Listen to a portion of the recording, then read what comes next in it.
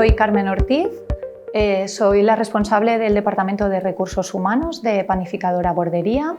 Es una empresa que se dedica a la fabricación de pan, pasteles y toda clase de productos derivados de la panadería.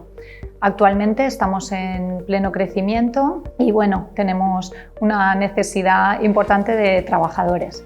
Debido a este gran crecimiento que tenemos actualmente, tenemos una necesidad, como he comentado, importante de trabajadores y tenemos una buena relación con Labora, con ellos publicando nuestras ofertas a través del Spy Empreses.